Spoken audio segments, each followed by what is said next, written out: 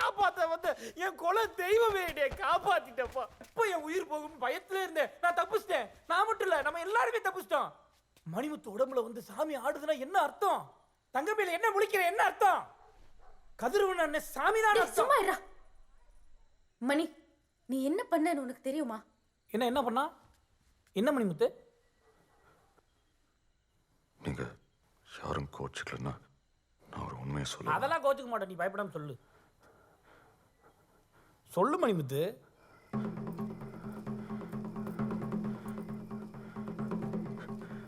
கதிர,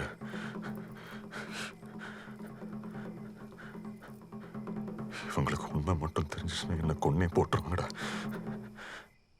இங்க பார், உன் குரலுக்கு நீ ஒரு அடி முன்னாடி எடுத்து வச்சு ஊன்னு சொன்ன இந்த ஊரே மிரளுண்டா.